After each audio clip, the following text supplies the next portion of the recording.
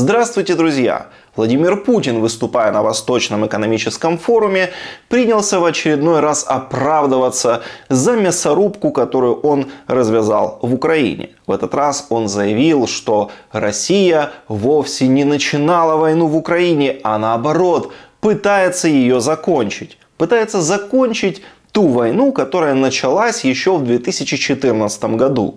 Мы ничего не начали с точки зрения военных действий, а пытаемся только закончить. Начали военные действия в 2014 году, после государственного переворота на Украине. Те, кто не хотел нормального мирного развития и стремился к подавлению своего собственного народа. Путин прав в одном. Военные действия действительно начались не в 2022 году, а в 2014. Вот только начали их не украинцы, а российские диверсанты во главе с офицером ФСБ Игорем Гиркиным-Стрелковым, которые вторглись в Украину с территории России и захватили Славянск. Это исторический факт. И сам Стрелков-Гиркин всегда с гордостью это подтверждал, подчеркивая, что именно он нажал спусковой крючок войны. Некоторые интернет-издания приписывают вам следующие слова, которыми вы охарактеризовали конфликт на Украине. Спусковой крючок войны все-таки нажал я. Если бы наш отряд не перешел границу, в итоге все бы кончилось как в Харькове, как в Одессе. Было бы несколько десятков убитых, обожженных, арестованных.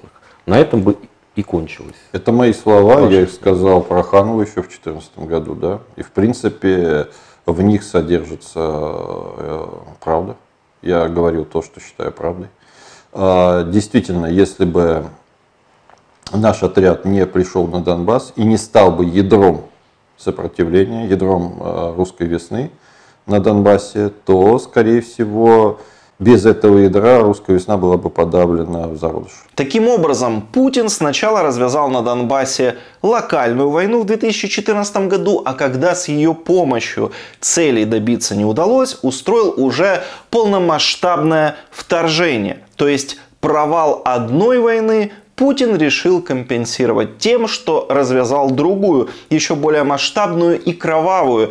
И это у него называется помощью жителям Донбасса. Все наши действия направлены на помощь людям, которые там проживают на Донбассе. Это наш долг, и мы исполним его до конца. Результатом такой помощи, как известно, стало уничтожение целых городов на Донбассе. Мариуполя, Северодонецка, Попасной, Волновахи. Жители этих городов просто безгранично благодарны Путину за такую помощь. И сколько бы Путин не отрицал этого, не изворачивался, не пытался переложить ответственность на Украину, все понимают, что на самом деле именно Россия начала эти боевые действия. Включая самих россиян. Мы видим, что сами непосредственные участники тех событий, сам же Стрелков, который все это начинал, признает, что да, это начали россияне, и без них этой войны бы не было. А значит, не было бы и этих страшных разрушений. И раз они это признают, рано или поздно России все равно придется отвечать за то, что она сделала. Все равно придется компенсировать убытки. Никуда они не денутся. Да и в принципе все равно Россия уже отвечает. Это уже происходит в виде санкций и в виде страшных потерь, которые они несут. Все равно Россия уже отвечает, хоть Путин этого и не признает, и будет отвечать дальше. Обязательно поделитесь этой информацией, друзья, и подпишитесь на канал. Это очень важно, потому что здесь звучит правда о том, что сейчас происходит в Украине.